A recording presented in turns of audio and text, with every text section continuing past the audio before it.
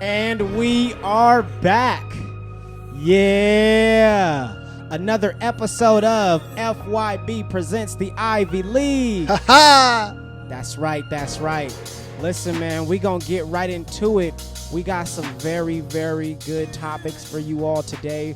We're going to talk about social media and how it affects our mental health or your mental health. We're going to talk about proposals and, you know what I mean, men proposing to women and things like that. We're going to address some questions. And then, you know, we're going to give some encouraging words, right? Some words of wisdom for you all like we usually like to do. I mean, and these topics that we're talking about are, you know, they come from some of you all from our DMs, so we love it. So first off, welcome to the Ivy League podcast. Make sure that you like, comment, and subscribe to the podcast. So let's go ahead and start off with introductions. I will start it off. Joe Spider, FYB. I represent the fresh. Rich City. You know it. Right about now, the shirt that I am rocking is actually from a man's DT. You know what I'm saying? Yes, DT, sir. I think Jordan, y'all, this is y'all's collab, right? Yep. You know what I'm saying? So it's a beautiful thing that I'm rocking right now. You know, of course, I got the home team on the head right here, the FYB. This is our design. So, you know, follow your boy, Joe Spider, FYB. We fresh. FYB Reeds, man. You already know if you're going to talk to me nice. Came with the A-Bass, man. It seemed like every episode we got something A-Bass on. So big shout out to Rook and what he got going on. And yeah, man, if you want to follow me, it's at FYB_REEZ on everything. What's going on? You already know who I be. It's your boy DT. You can follow me on the IG at DT.FYB. You feel me? Yeah. Every time, you feel me? I'm rocking the Drought 2020. I survived. Shout out to the homie C+. It's his birthday too, by the way. And then also shout out to the homie Peso. You feel me? Westside Yacht Club. You know what I'm saying? Both black owned, or one minority owned, one black owned. You feel me? Supporting local. All right, man, what's going on? I'm Steve, also known as FYB Slick. You can follow me on Instagram at ogslick__. So what I got today, I'm starting off with the So you gonna orange stunt and white Air Kai New York edition. And then also shout out to the homie Farouk. You know, I got the A-Bass shorts on today, so you feel me? Yes, sir. Off top. So without further ado, we're going to talk about it. Like I mentioned, man, the first part of this, again, like, comment, and subscribe. We really appreciate each one of y'all for checking out the Ivy League podcast, man. We are, you know, without y'all, man, we just talking to each other. Right. You feel me? Which we still do, and we're happy to do, but we appreciate each and every one of y'all for watching and liking and subscribing, man. For real, it means a lot. But social media, man, there's a lot to it, and I think that, you know, social media is still fairly new to a lot of us, right? I mean, social media started off with I can't say it started off with, for me, it started off with like MySpace. That was the first social media that I had, and then went over to Facebook, and then Instagram, and then Snapchat and Twitter and things like that. But, you know, we need to talk about how it's affecting, you know, one's mental health. I mean, when you're constantly looking at, you know, social media every day, whether you know it or not, it's going to affect you a little bit. So anybody want to start off and just talk about like how social media has maybe influenced them at all, or how it's, you know, anybody want to touch on that? I mean, I can start off if y'all want me to. I can. Shit, I'll start it off. Okay, go ahead, bro. You feel me? I think the number one contributing factor for everybody, for most people, you feel me, is now that we're in an age of technology is at its highest form, and there's so many options now, and a lot of the social media platforms are essentially the same now. You can do a lot of the same things. It's consuming a lot of people's time. You know, so as we progress with technology, you know, a lot more time is spent on these platforms. I think naturally, you know what I'm saying? You can't really live in the Stone Age no more and expect to get better too at the same time. You know, but also at the same time, you can kind of filter your content and view what you want. But I think for the majority of consumers, that's not the case. You know, everybody does it. You go on YouTube or you go on Instagram or whatever, you find one thing that leads you to the next thing and that leads you to the next thing. So it's very hard to take your time away from that. And then you find yourself being unintentional with the things that you're looking at, right? I actually read an article and I read a book and watched a few documentaries on like now, suicide rates in teens are at the all-time highs. More people are seeking help, mental help, because of the age of technology. People are getting cyberbullied, things of that nature. And, although it is a blessing and it is helping a lot of people, it's also hurting a lot of people too. And a lot of people don't talk about it. And I think that, it's a highlight reel, it's a facade. So people only like to show the good. They don't like to talk about the bad or show the bad. So it's a sensitive subject, but it's something that I definitely think needs to be talked about. And, it's a lot of things that are good from it. It's a lot of things that are bad, man. So that's my 2 cents for right now. The highlight reel, that's man, that was what you just said right there. That's exactly what it is. It's the highlight reel. It's only the great moments. It's only when I'm feeling up. You know what I'm saying? But at the same time, I've noticed that some people have started using social media almost as like their diary. Yeah. You know what I'm saying? And right, you know what I'm saying? I feel like some people should be kind of careful. Hold on.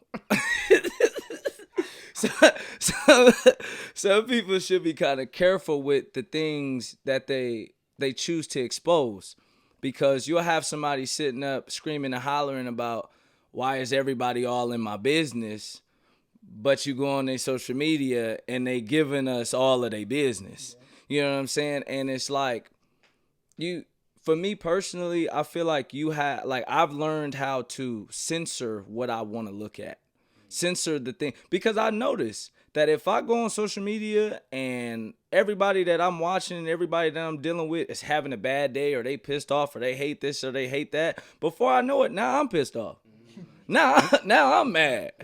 And I'm just mad just for no reason. I was supposed to have a good day today. Now I'm pissed off because this person said they don't like this, or that person said they don't like that. So now I'm like, yeah, well, now I'm thinking about things I don't like. And it's like, man, you have to understand and you have to realize that right now, a lot of people are a lot more sensitive towards things because of social media. Yeah. And I think it's because of that highlight reel type of mentality that goes on, that, man, if I don't have this amount of money, or if I'm not doing this, or if I'm not on that trip, or if I'm not here, or if I didn't get this type of degree, or if I'm not with this type of person, then I'm not nothing. I'm losing. I'm faking. I'm like being a failure. When in reality, some of the people that's doing that stuff, they not really doing it. You looking at a 1% shot of their life, when that other 99 is probably regular. It's probably regular. And then also when we start comparing ourselves to celebrities, God, man, you comparing yourself to somebody that's making $80 million a year. Time out. Just the people with a lot of followers. Right. Bigger celebrities. Right. You comparing yourself to somebody that has 286,000 followers, and you have 286 followers. You know what I'm saying? Like, we got to stay in our lane sometimes. And I feel like social media has made the world really small. It has brought everybody together, literally, to where before like social media and before like big news platforms, we didn't know what was going on in China. We didn't know what was going on over here or over there. Nowadays, man, you got rappers that before would have been local rappers. Now they streaming overseas. Now they streaming here. So it's like, it's good in some senses, but you also got to censor it yourself. Yep. You also got to make sure that, okay, what is social media doing for me? How am I going to use it? You know what I'm saying? It was a lot. I know I probably went everywhere. That's You know what I'm saying? Steve? Comparison is the thief of joy. Talk. So the number one thing that I think I'm seeing out of social media is just how much comparison. There's a reason why I got, you feel me, victory lap and these flags on here for the marathon, because everybody forgets about running their own marathon. You know what I mean? So I just think that gets lost in what we see on social media because everybody's comparing themselves to somebody else, thinking, oh, they're ahead of me, they have more than me, I'm not doing enough, instead of not realizing that you have your own race to run. Everything's going to happen in your life at the time that it's supposed to happen. So stop spending your time trying to compare yourself to other people that you see, like what Reese said, with that 1%. That's 1% of their life. I mean, just looking at the way that it's negatively affected, just the dynamic of relationships, looking at that, people thinking, oh, envying somebody else's relationship online. I mean, look at Sweetie and Quavo. Everybody was chasing after that for a while, and look at the problems that they have. You know what I mean? Not realizing that the problems that you might have in your own relationship might just be normal relationship problems that you just might be able to work through with that person. You better talk. You know what I mean? So it's like that gets lost in all of that, thinking you don't have enough money, and whether you want to admit it or not, or whether you realize it or not, it is having an effect on you. And majority of the time it's negative. You know what I mean? Unless you are very intentional with the algorithms of your social media, you are usually filtering yourself with something negative. When's the last time Shade Room posted something positive?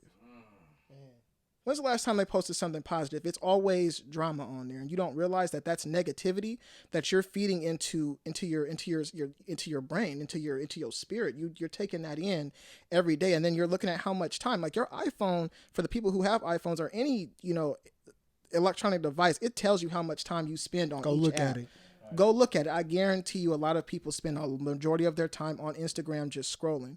So I mean, when you just kind of take all of that, what I encourage and what I personally do is I do have my own personal like social media or Instagram page, but realistically, whether people know it or not, I'm not even signed into it anymore. I've made my own separate social media page that has nothing but positive things on there to feed into myself. And honestly, that had a huge effect on my mental health in such a positive way. And I encourage a lot of people to do that, obviously I keep my own page to, keep in contact with people or network with people and, maybe post and go and that's it. But the other page allows me to keep the upkeep on my mental health, and it has affected me in a more positive way. So just keep in mind, man, like, comparison is the thief of joy. Find a different way to navigate through social media. Yeah, man. It's, I mean, y'all said a lot, man. Just straight up, it's crazy because and I'm sure somebody's gonna be like, "Well, the Shade Room does post some positive." Yeah, but there's like one positive post for every 35,000 negative posts that they got. But I think the point is, at the end of the day, like, like Reeves was saying, like back in the day, the only way you would know about China is if you specifically went to go out and purchase a newspaper that. And you read the whole newspaper, and you saw that there was a article about China, a section about China in that newspaper, which means you took the liberty to seek out that information. And I think now we're in a time where, like, I know what's going on in China every day. Right. You know what I'm saying? Because of my social media. There's people who follow me from China, people who follow me from Nigeria, people who follow me from, Arkansas. Like, there's literally, I know what's going on. And I think Dave Chappelle talked about this in one of his specials. It was like, everything all the time. So it's like, you don't, what I mean? It's just like, it's so much to take in that you kind of don't know what to do. And it's hard for me in my 30s to filter out all and to process all of that information. I can only imagine what a 15-year-old thinks, or what a 12-year-old thinks. And it's crazy because there are people who have social media accounts for their children. And I'm not talking about a 15-year-old child. I'm talking about a 1-year-old. Yeah, literally. There's people who have Instagram pages for their 1-year-old or for their 2-year-old or for their pets. Exactly, for their pets. You know what I'm saying? Literally. So it's like it's like you're training that child to be dependent on that social media. You know what I'm saying? So it's just wild to me that we allow it to. And again, obviously we use social media. We promote. We have the Ivy League podcast. This is being broadcast to you through social media, YouTube. You know what I'm saying? So I'm not saying that it's bad. I appreciate you, YouTube. If you like to sponsor us, let us know. Right. So I'm not saying that social media is bad at all, but I think too much of it. There's no way that you can look at every single thing or every single person who's in your algorithm and not say, dang, I wish I could do that. It's impossible.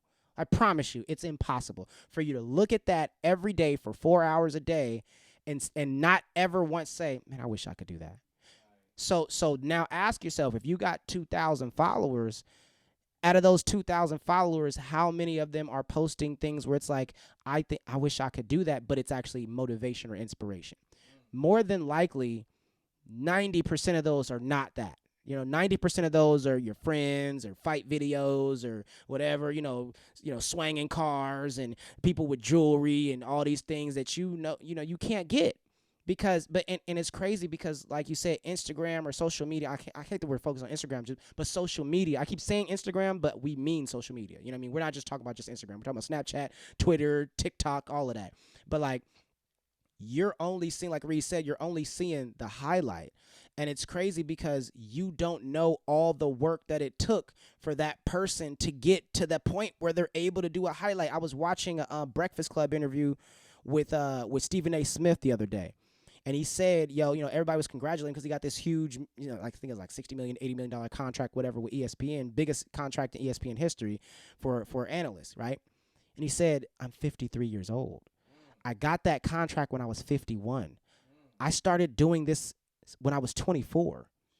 I'm not getting paid for what I'm doing now. I'm getting paid for what I've been doing for the past 26 years. So there's people right now, there's a 15-year-old boy who looked at that and said, man, I wish I could get that right now. Bro, you're 15. You know what I'm saying? You still got 26 more years before you're able to look back and say, okay, now let me compare my contract to that.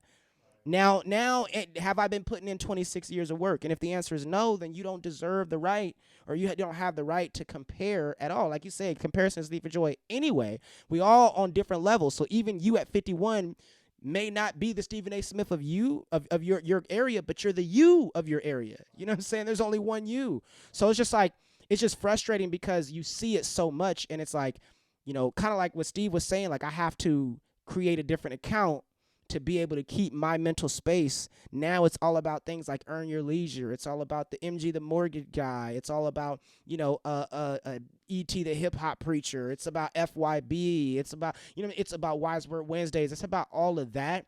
And it's crazy because your day is way different after that. And the last thing I'm going to say is this. If you know somebody who doesn't have social media, ask them to explain to you what you look like when you're on social media. Because I did this. A person I am very, very close to observed me, and I asked them, I said, what does it look like when I'm on social media? And they said, this is what it looks like.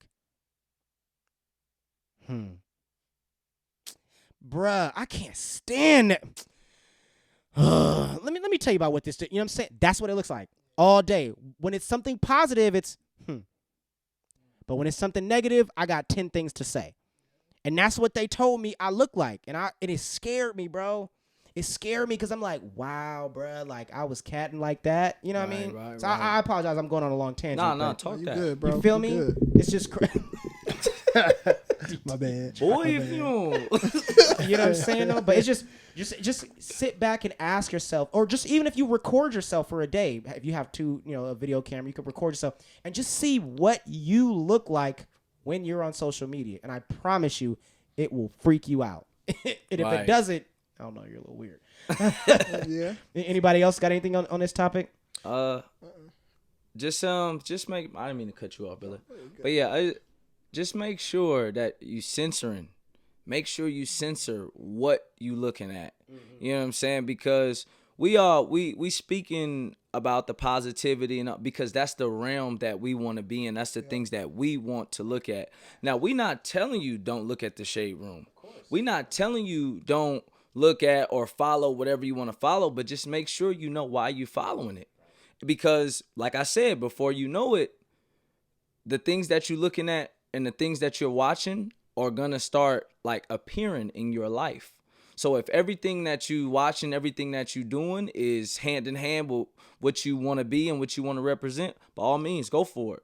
But when you start falling short, or when you start not making or not being what you see, then you're gonna have some effects with that too. Manifestation. Yeah. So just Just censor it the way you can censor it, but by all means, do what you wanna do. Hey, just In to break little that, color. just to break that down a little bit further, it's like I was talking about censoring. You know, what you see, you start to think it. What you think, you start There you to go. believe it. What you believe, you start to speak it into existence. And when you start to speak it into existence, you start to see it. You feel me? So just from you watching one clip can change the way how you want your life to be. It's not can, it will. Yeah. You feel me? It Yeah. will.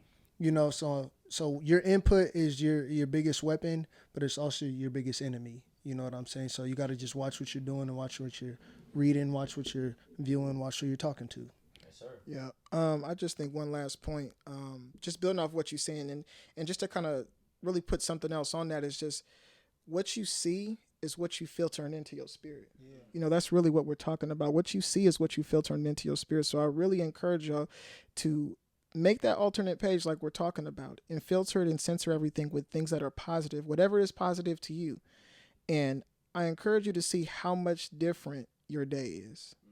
I encourage you to see how much different your day is, how much more peace you seem to find yourself around when you start changing the algorithms of your social media and making that change. I encourage you guys to do that.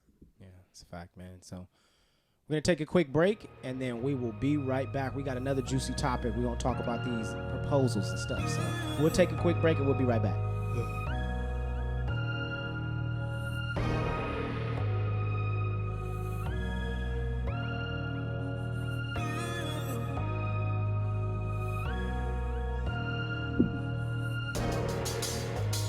And we are back. So this topic, man, we're going to talk about proposals, right? Like public proposals. So the question that we got, right? This is a question from the DMs, right? The question that we got was, if a man proposes to their girlfriend, should or I don't make it gender specific, but if a person is proposing to their partner in public, should the partner, if you're not really comfortable with that engagement, if you don't feel like you're fully in it, if you don't really feel like this is the person for me to be married to forever, should you say yes just to spare their feelings? Or should you keep it, 100 with them and tell them no? I mean, that's an interesting one. Anybody want to start off with this one? Anybody want to take the lead? I'll start it off. Go ahead. Go ahead, Steve. I mean, with this one, I think, Nip said there's a right way to do things and there's a wrong way to do things. I definitely feel like, if a man proposes to their girlfriend and that person isn't ready, that's okay. But I mean, I've just kind of seen some things. I think that there's a way to say no in public. You know what I'm saying? And don't get me wrong. I think on one other side of the spectrum that sometimes, it can become so overwhelming with emotion that sometimes people just react and maybe they don't handle it the right way. And that's okay. That's understandable as well. But I've seen things where they just completely just like diss them in public in front of everybody, not taking their feelings into consideration of knowing, maybe how much courage it took to do this in front of everybody, and I think for the men, what we can do, I think in that particular situation is like, you should kind of have an idea already of where you guys are at. You know what I mean? Like you should already, are you talking to their family? If you just kind of pop up and just do it, you didn't, like some women, they kind of give the hint like when they're ready in a sense. So you should kind of have an understanding of your woman to know that, she's ready for that. You know what I mean? That should be something that you talk about. Right. But I think, what I don't like seeing is the dude just getting just absolutely just dissed in front of everybody and you just walking off. Like, I've seen a clip where I think the way it should be done if she's not ready is like when this dude proposed, she said no, but she picked him up, hugged him, kissed him, and embraced him in front of everybody. And I think that's the best way to go about it. You told him no, but you still embraced him to say, hey, I love you, but I'm not ready yet. Interesting. Okay. Reese? What you mean? No. What you mean you not ready? Like you hugging me. But at the same time, you gotta read the situation, man. And then going back to social media. People have made proposals certain ways that it's some women that might say no, not because they don't want to marry you, but because you may not have done enough in that situation for a proposal. So you know what I'm saying? You gotta elaborate on that one. So like, depending on what you about to say, I'm gonna have an issue with it. Go ahead. Oh yeah, I got an issue with it too. But this is just the reality of what we dealing with. Yeah. Like nowadays, You say not done enough. Like explain. What do you mean not done like enough? you will have like dudes that have set up a whole scene, a whole scenario, and all of this stuff. Got people in place to play it all right. All right, I watched this video. It was a viral video on Twitter where this cat was at a gas station on his bike and the police pulled up. And you know what I'm talking about? And the police told him, get on the ground, blah, blah, blah. He getting on the ground and they saying, oh, he's got a gun. And, and then they tell, his fiance, or his girl at the time, hey, come grab whatever he has and blah, blah, blah. And before she could go, she's scared thinking like, and this is at the height of, Black Lives Matter, people get, you know what I'm saying? She's scared. She don't know what's going on. And then he pull out a ring and, hey, will you marry me? And it's like, come on, bro. I never seen the video. Yeah, I saw that. That was like, cat. That was cat. I applaud him for the preparation. That it took a lot of time and effort to come up with that whole situation. But if you expect me to be sitting on the ground, police pointing guns at me, and that's the only, you know what I'm saying? Stuff like that. How do you top that? Or somebody in the ocean and the dolphin shoot the ring out of his head. You know what I'm saying? Like, y'all know what I mean? Like, we've seen some proposals that have been kind of crazy. And so, like, for me, I feel like I hope that women are saying no simply because they're not ready and not because this wasn't cool enough. You didn't do enough. You know what I'm saying? So, but at the same time, men, you definitely have to, like Steve was saying, though, I feel like when a woman wants to get married to you, she kind of let it be known, or, you know what I'm saying? At least, kind of hint at it, or, give a talk to the family, do something. But man, yeah, man, it takes a lot of courage. It takes a lot of effort and also money. You spend a lot of money to get this ring. So yeah, women, kind of take that in consideration before you just say, nah, I ain't about to marry you, and then just leave this man sitting there with your whole family, and then you walk away and he crying, his family crying, your family crying, and so yeah, it's a lot, bro. It's a lot. DT. I'm gonna just go last since I'm the Oh, only you're one on the other That's side. right. yeah. That's right. Here's what I would say. F they feelings. I'm gonna keep it real. A marriage is a commitment, bro. It's a commit, and that's what I take it as. I take it as a lifetime commitment.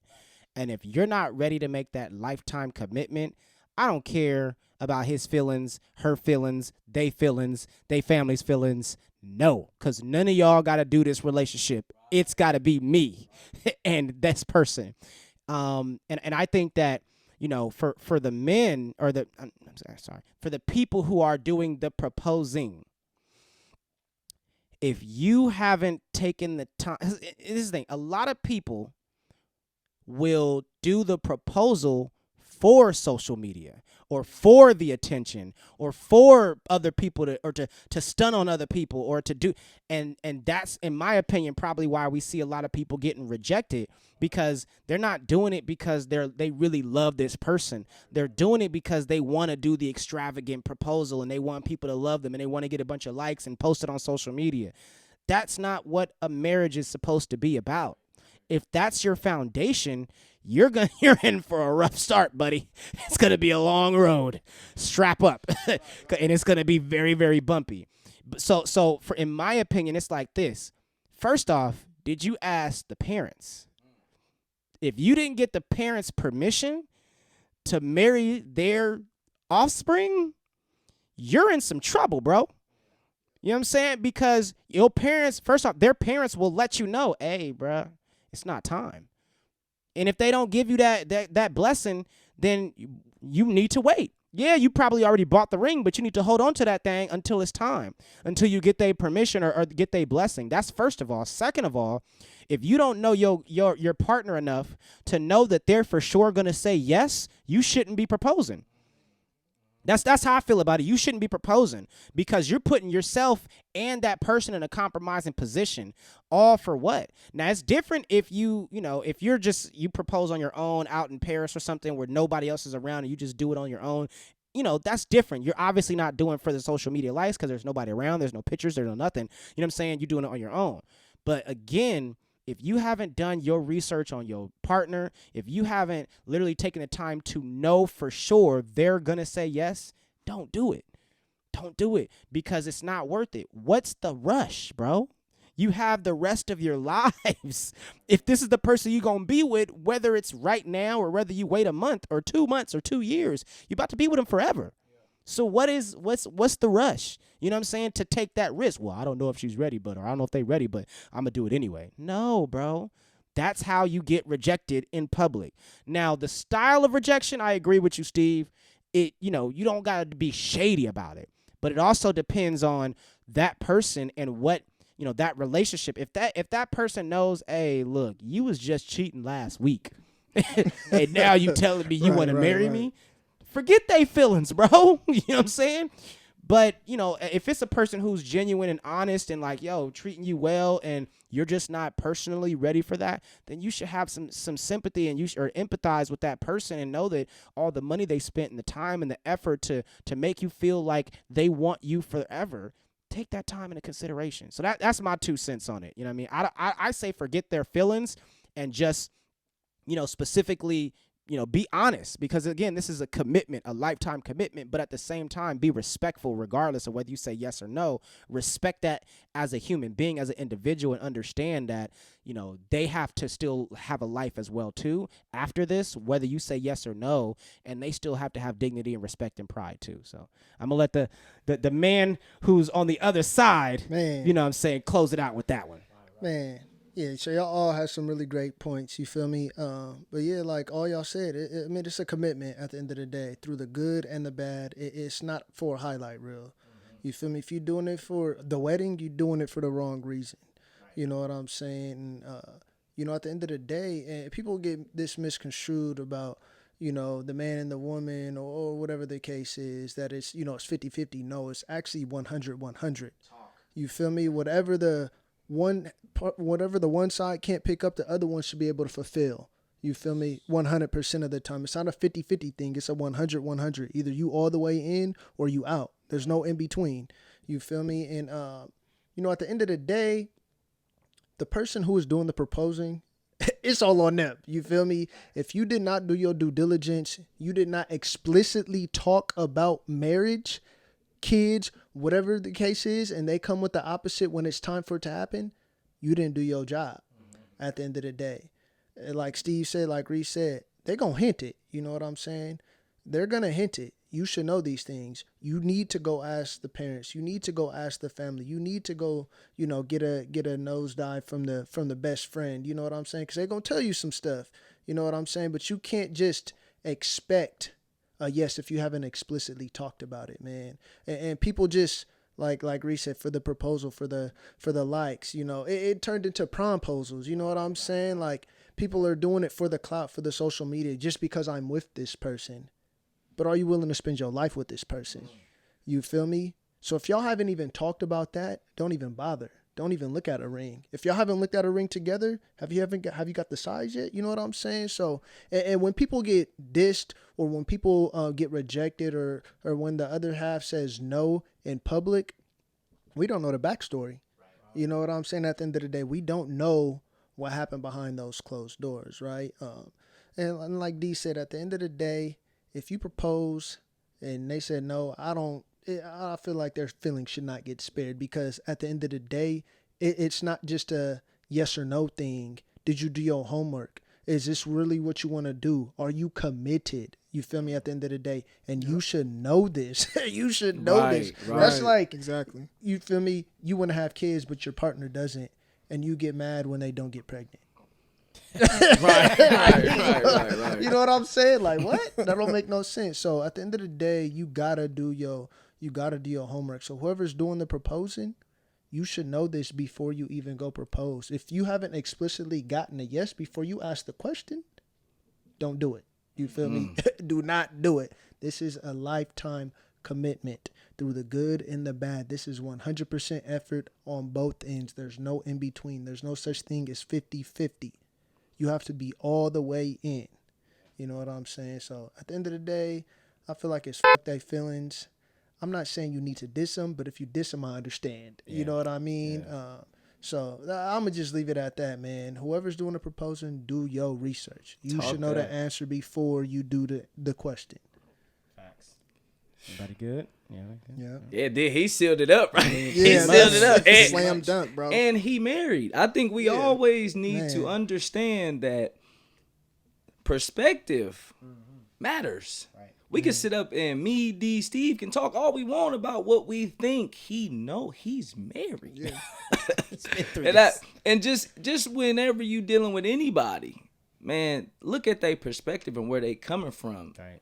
Stop worrying about people who think what they think, and this is a Facts. person that knows, been through it. Yeah. So man, once whatever he said, all right, I'm done, I'm ready. Next subject. Slam dunk, bro. All right. All right, we're going to take a quick break again, and we will get right back to that final words of wisdom that we got for the folks to help encourage them, you know what I'm saying, in their journey. So we'll be right back.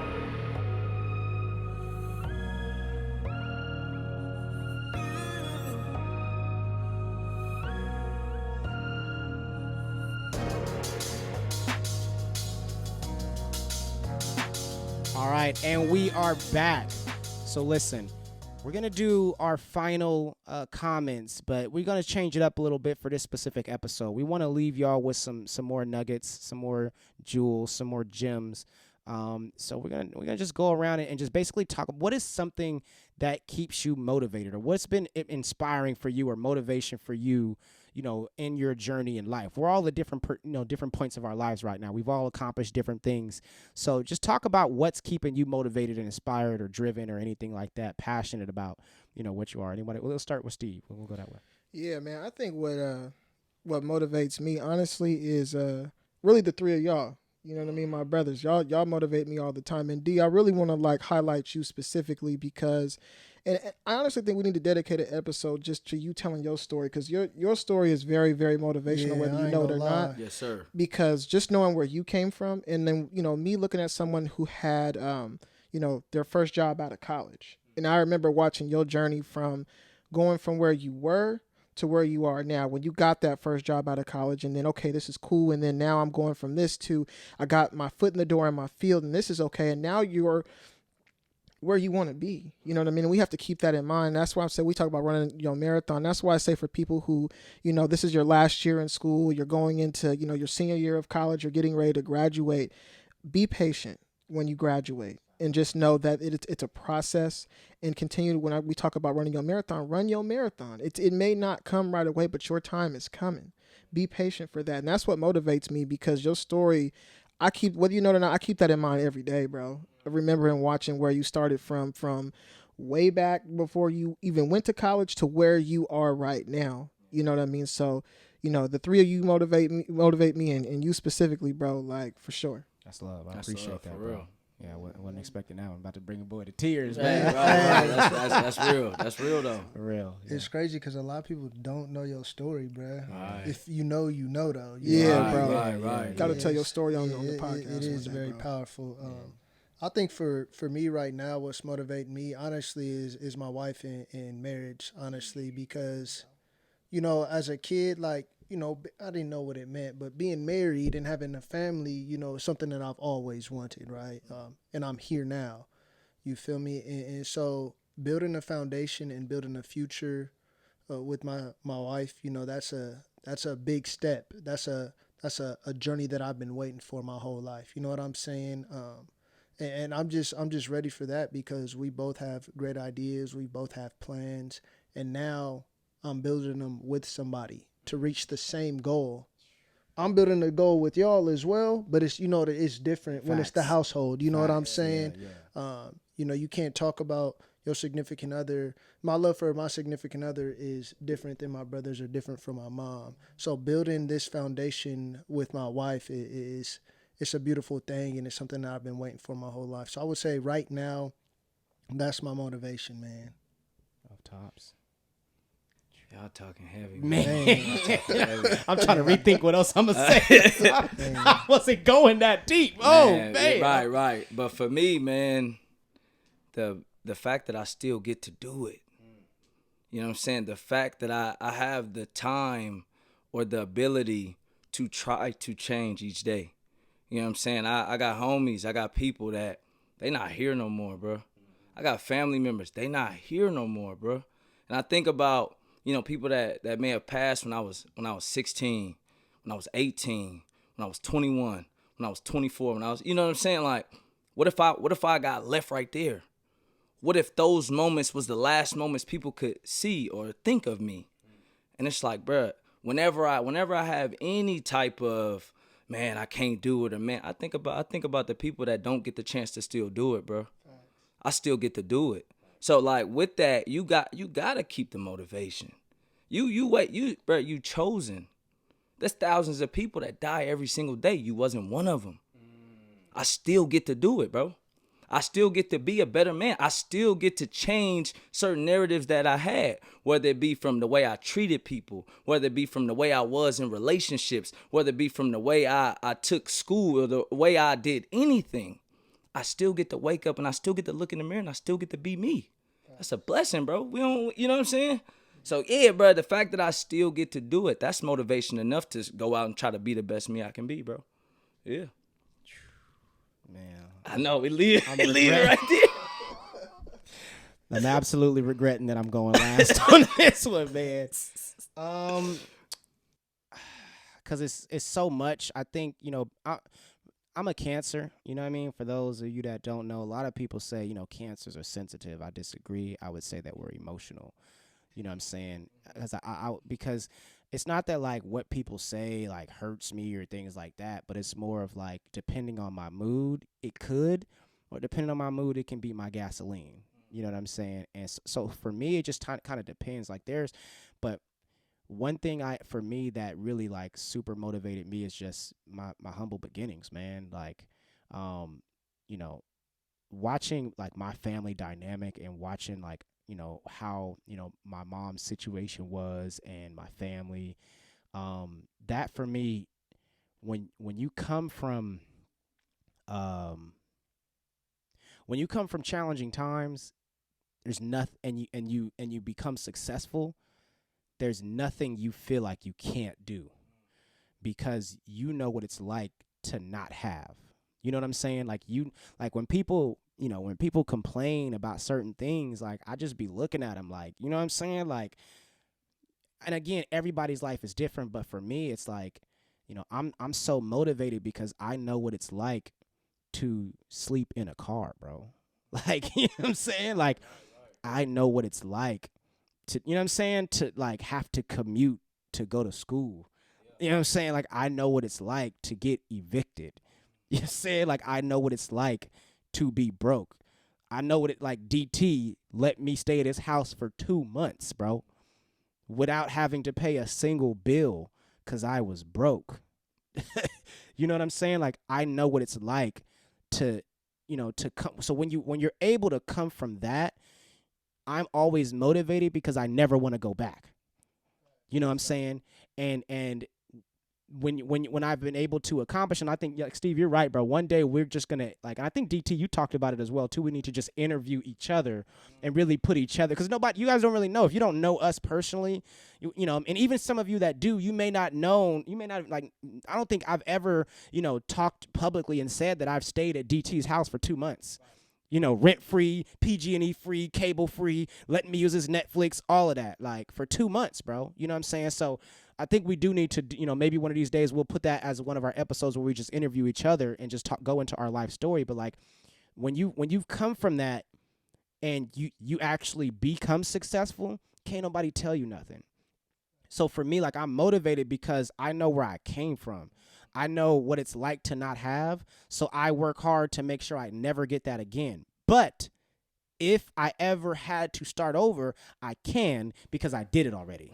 Man. You know what I'm saying? So it's Man. like, I know if I had to start, if I lose everything today, my degree, my job, where I live, all that, bro, I can do it again because I did it once. And if I could do it once, I know I could do it again.